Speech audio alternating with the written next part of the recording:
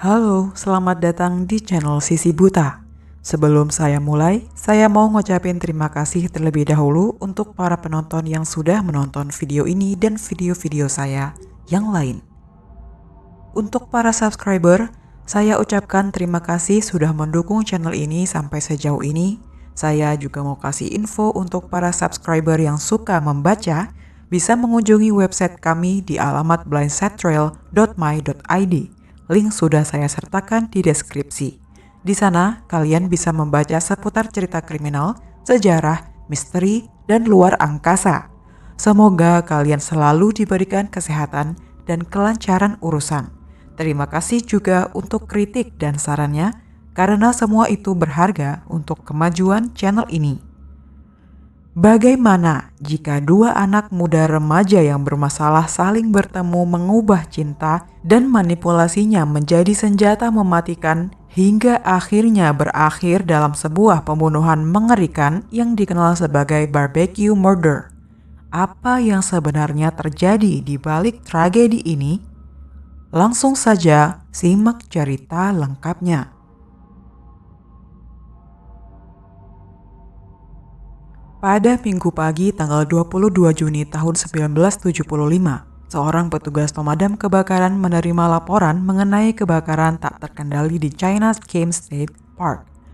Kebakaran semacam itu bukanlah hal yang langka, karena banyak orang sering memanggang daging di lubang barbeque besar di area tersebut. Namun, ketika petugas tiba dan mulai memadamkan api, dia melihat tulang-tulang berserakan di sekitar lokasi. Meski demikian, ia tidak menganggapnya sebagai sesuatu yang mencurigakan pada saat itu. Beberapa hari kemudian, seorang rekan bisnis Jim Olive, penduduk Terra Linda, mengunjungi rumahnya karena khawatir Jim tidak datang ke tempat kerja selama beberapa hari, sehingga rekan tersebut merasa ada sesuatu yang tidak beres. Ketika memasuki rumah Jim, dia menemukan rumah dalam keadaan berantakan. Karena mengira terjadi perampokan, dia segera menghubungi polisi. Polisi yang datang ke lokasi mendapati rumah itu dalam keadaan berantakan, tetapi tidak ada tanda-tanda darah atau kekerasan. Tanpa menemukan hal mencurigakan lainnya, mereka meninggalkan catatan untuk pemilik rumah agar menghubungi mereka jika ada masalah. Tak lama kemudian, Marilyn Olive, putri Jim, pulang dan menemukan catatan tersebut. Ia pergi ke kantor polisi dan mengatakan bahwa orang tuanya seharusnya hanya pergi sebentar ke Danau Tahu, tetapi belum kembali. Apa yang awalnya tampak sederhana segera berubah menjadi penyelidikan mengerikan yang membawa pihak berwenang kepada penemuan tragis. Marilyn Olive lahir di Norfolk, Virginia pada tanggal 14 Januari tahun 1959 dan langsung diadopsi setelah lahir. Orang tua angkatnya, Jim dan Naomi Olive, adalah pasangan yang telah menikah selama 10 tahun tanpa anak. Mereka mengadopsi Marilyn sehari setelah ia dilahirkan. Tak lama setelah itu, keluarga ini pindah ke Ekuador, tempat Jim bekerja sebagai eksekutif pemasaran untuk perusahaan besar seperti Tenneco dan Gulf Oil. Marilyn adalah anak yang penurut dan memiliki hubungan dekat dengan ayah angkatnya, Jim. Namun, hubungannya dengan ibu angkatnya, Naomi, cenderung kurang harmonis. Jim dan Naomi pertama kali bertemu ketika Jim bertugas di Angkatan Darat selama Perang Dunia II dan mereka menikah setelah perang berakhir. Setelah menikah, mereka pindah ke Panama, di mana Jim melihat peluang bisnis di bidang real estate. Naomi dikenal sebagai ibu yang sangat protektif. Selama 6 bulan pertama kehidupan Marilyn, Naomi hanya mau mendekati bayinya dengan mengenakan masker kasa dan meminta Jim serta orang lain untuk melakukan hal yang sama. Semua benda yang akan bersentuhan dengan Marilyn juga harus disterilkan terlebih dahulu. Ketika Marilyn berusia 10 tahun, ia menemukan dokumen adopsinya dan bertanya kepada ayahnya apa arti adopsi. Jim menjelaskan bahwa adopsi terjadi ketika pasangan yang tidak bisa memiliki anak memutuskan untuk merawat anak dari ibu yang tidak sanggup menjaganya. Ia juga mengatakan bahwa Marilyn adalah anak yang istimewa karena ia dipilih oleh keluarga mereka. Keluarga Olive sering berpindah-pindah tempat tinggal selama 14 tahun pertama kehidupan Marilyn. Jim sering kehilangan pekerjaan, tetapi selalu berhasil mendapatkan pekerjaan baru yang membuat mereka harus pindah.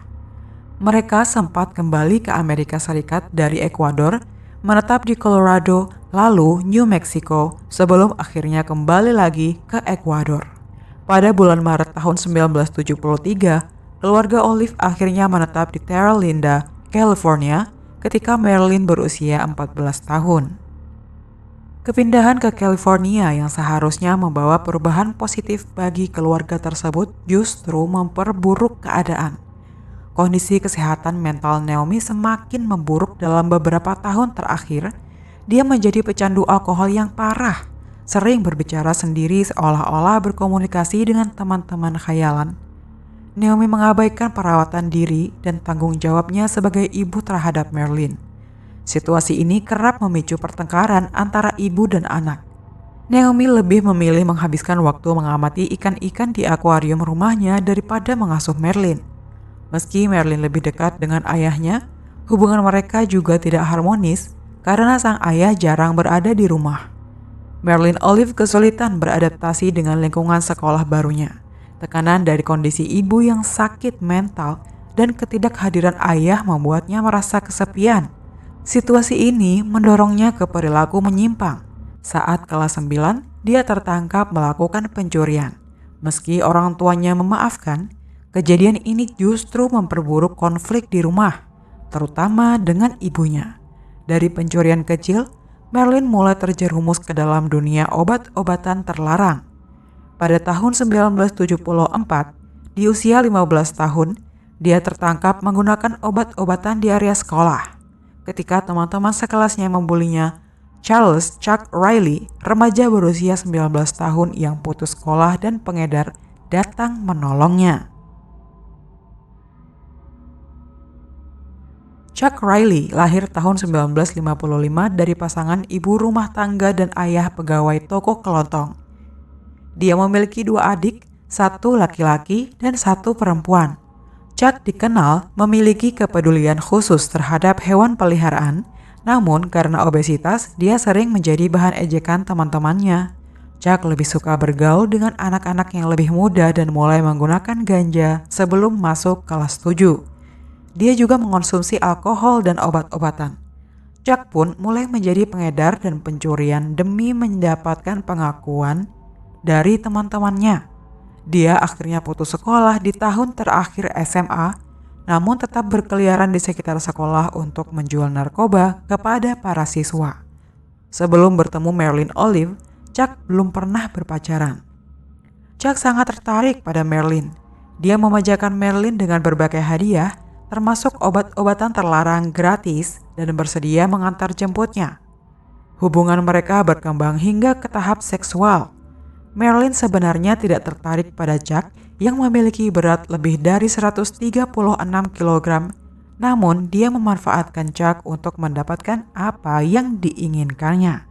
Chuck pernah 2 kali mencoba bunuh diri saat Marilyn memutuskan hubungan mereka. Dia rela melakukan apa saja untuk menyenangkan Marilyn dan mempertahankan hubungan mereka. Dalam hubungan ini, Marilyn berperan dominan dan sering memanipulasi Chuck untuk mengikuti kemauannya. Pada awal tahun 1975, Chuck dan Marilyn melakukan serangkaian pencurian besar. Mereka mencuri barang-barang senilai total $6.000, mayoritas berupa pakaian dan aksesoris wanita. Keduanya tertangkap dan didakwa atas pencurian besar pada tanggal 26 Maret tahun 1975. Dalam kasus ini, Marilyn memaksa Chuck mencuri pakaian senilai $1.114 dari sebuah toko departemen. Mereka hanya sebentar ditahan karena segera dibebaskan oleh orang tua masing-masing. Pada bulan Mei, Chuck kembali ditangkap karena kepemilikan ganja dan senapan yang telah dimodifikasi. Di bulan Juni, karena frustasi dengan perilaku putri mereka, orang tua Marilyn berencana mengirimnya ke program pembinaan remaja selama sisa musim panas. Marilyn Olive sangat membenci ibunya dan tidak ragu untuk mengungkapkan perasaannya kepada siapa saja yang mau mendengarkan. Ia sering mengatakan bahwa ia ingin ibunya mati, bahkan menyatakan bahwa ia berharap kedua orang tuanya meninggal. Marilyn pernah meminta seorang pria yang pernah berkencan dengannya untuk memberinya bom dengan maksud meledakkan mobil orang tuanya. Ia juga mendiskusikan berbagai cara lain untuk membunuh mereka, seperti meracuni atau mendorong mereka ke dalam jurang menggunakan mobil. Topik ini sering ia bicarakan dengan Chuck, teman dekatnya. Marilyn semakin memaksa Chuck untuk membantunya membunuh ibunya, terutama setelah keluarganya diancam akan diusir dari rumah. Chuck akhirnya setuju dan mereka merencanakan hari pelaksanaan pembunuhan tersebut. Marilyn bagaimanapun tidak ingin ayahnya ikut terbunuh, sehingga ia mengatur perjalanan belanja bersama ayahnya pada tanggal 21 Juni tahun 1975 untuk mengeluarkannya dari rumah. Saat Marilyn dan ayahnya pergi, Chuck masuk ke rumah dengan membawa palu cakar dan pistol kaliber 22. Ibunya, Naomi, sedang berbaring di ruang jahit ketika Chuck menyerangnya dengan palu, memukul kepalanya berulang kali hingga palu itu tenggelam. Naomi masih hidup dan berguling-guling kesakitan di lantai, sehingga Chuck pergi ke dapur untuk mengambil pisau stik. Karena takut suara tembakan akan terdengar, ia memutuskan tidak menggunakan pistol. Chuck kembali ke ruang jahit dan menusuk Naomi berkali-kali sebelum membungkus kepalanya dengan bantal untuk memastikan ia meninggal. Ada dua versi berbeda tentang apa yang terjadi setelah pembunuhan Naomi. Versi pertama, serangan Chuck terhadap Naomi berlangsung lama. Di tengah serangan, Jim dan Marilyn tiba kembali di rumah. Ketika Jim masuk ke ruang kerja dan melihat Chuck, ia meraih pisau stik untuk melindungi diri. Namun Chuck menembak Jim 4 kali di dadanya. Versi kedua, dalam banding ke pengadilan banding California, Chuck menyatakan bahwa setelah membunuh Naomi, ia menunggu Jim kembali ke rumah. Ketika Jim masuk ke ruang jahit, Chuck menembaknya dari belakang. Marilyn menceritakan versi ini kepada teman-temannya setelah kejadian tersebut.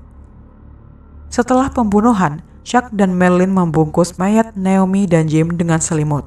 Mereka menunggu hingga malam untuk memindahkan mayat-mayat itu menggunakan mobil keluarga China Camp, tempat mereka membakarnya. Pasangan ini menggunakan kayu dan bensin untuk membakar jenazah.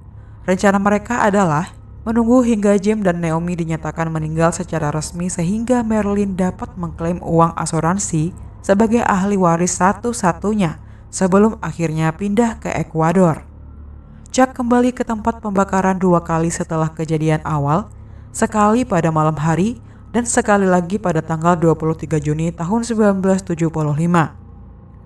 Pada kunjungan-kunjungan tersebut, ia membakar sisa-sisa jenazah dan menghilangkan bukti lain yang tersisa dari rumah keluarga Olive. Sementara itu, di rumah Olive, pasangan ini membersihkan ruang kerja. Mereka menghapus noda darah dari karpet dan dinding serta mengatur ulang beberapa perabotan untuk menyembunyikan jejak. Anehnya, meskipun menyadari pentingnya menjaga kerahasiaan, mereka menceritakan kejahatan ini kepada beberapa teman. Chuck bahkan mengaku kepada seorang teman bahwa mereka melakukan ini karena Jim dan Naomi tidak ingin menerima kehadirannya. Setelah pembunuhan itu, Marilyn dan Chuck tinggal di rumah keluarga Olive selama beberapa hari. Mereka menggunakan uang tunai, cek, dan kartu kredit milik Jim dan Naomi untuk membiayai pengeluaran mereka. Pasangan ini menjalani hidup mewah, seperti pergi ke konser band Yes, berbelanja, dan makan di restoran. Mereka berpura-pura seolah semuanya normal, tetapi ketidakhadiran Jim di tempat kerja mulai menimbulkan kecurigaan. Rekan-rekan Jim merasa ada yang tidak beres karena ia tidak memberikan alasan ketidakhadirannya. Ketika polisi mulai menyelidiki, Marilyn memberikan keterangan yang tidak konsisten. Ia mengajukan berbagai alibi tentang keberadaan dirinya dan Chuck, tetapi semuanya terbukti palsu. Pada satu titik, Marilyn bahkan mengklaim bahwa orang tuanya saling membunuh. Ketika cerita ini tidak meyakinkan, ia beralih menuduh geng motor Hells Angels sebagai pelaku pembunuhan. Namun kebohongannya akhirnya terungkap ketika salah satu teman mereka mengaku kepada polisi. Teman ini juga mengungkapkan bahwa ia membantu Chuck dan Marilyn membersihkan ruang kerja di rumah Olive. Tak lama setelah itu, baik Marilyn Olive maupun Chuck Riley ditangkap. Polisi menemukan lokasi pembakaran di China Camp, tempat sisa-sisa tubuh Jim dan Naomi yang telah hangus terbakar ditemukan. Setelah ditangkap, Chuck mengaku secara rinci bahwa ia membunuh Jim dan Naomi atas permintaan Marilyn. Ia mengklaim bahwa Naomi ingin memisahkannya dari Marilyn dan itulah yang memotivasi pembunuhan tersebut. Menurut pengakuannya, Marilyn menelponnya pada hari pembunuhan dan meminta Chuck mengambil pistol. Ia juga menyebutkan bahwa Marilyn telah merencanakan alibi dengan pergi bersama ayahnya, sementara Chuck akan masuk dan membunuh Naomi menggunakan palu cakar yang telah disiapkan sebelumnya.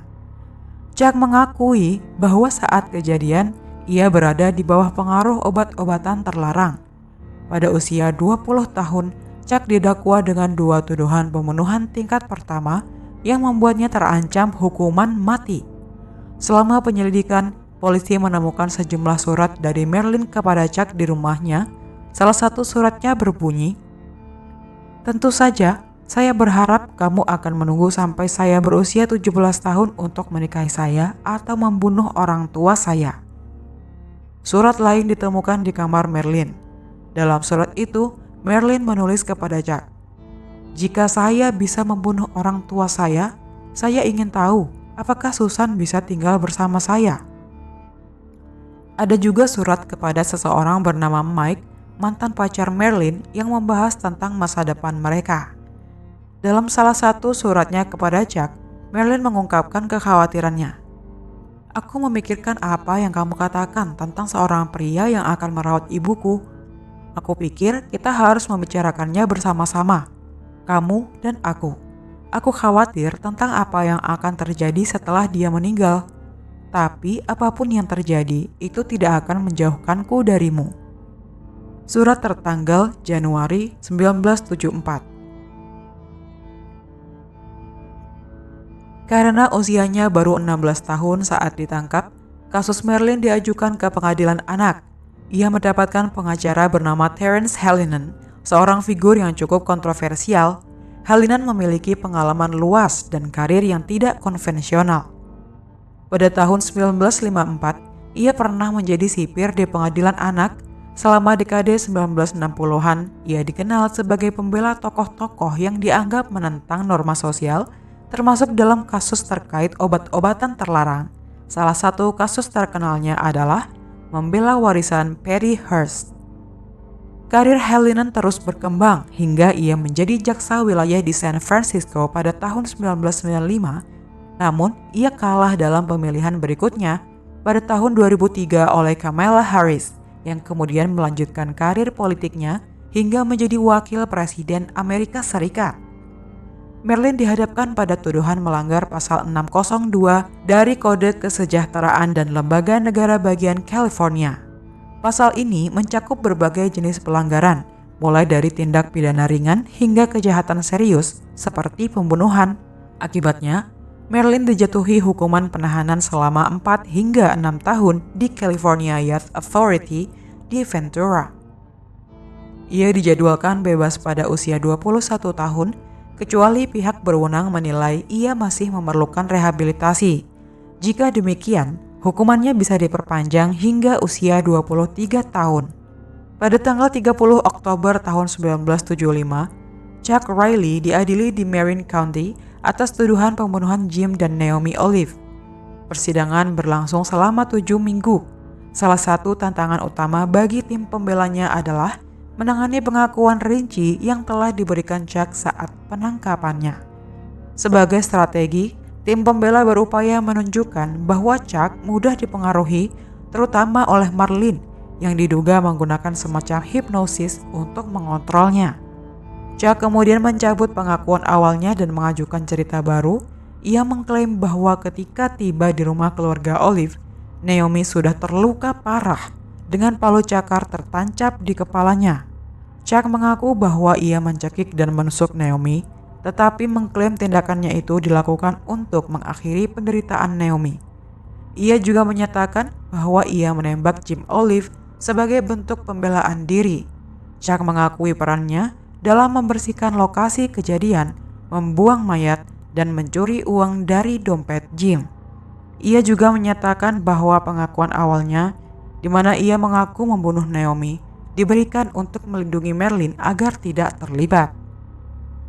Sebagai bagian dari strategi pembelaan, timnya meminta juri untuk mendengarkan rekaman hipnosis Chuck yang diputar berulang kali selama persidangan.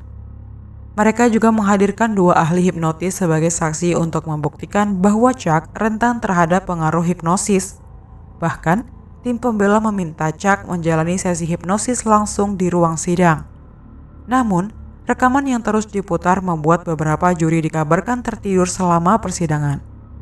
Penuntut berhasil mematahkan argumen tim pembela dengan menghadirkan seorang ahli hipnotis lain yang menyanggah klaim bahwa Chuck berada di bawah pengaruh hipnosis saat pembunuhan terjadi. Ahli tersebut menjelaskan bahwa seseorang yang dihipnotis cenderung menceritakan peristiwa dalam waktu kini dengan akurasi tinggi.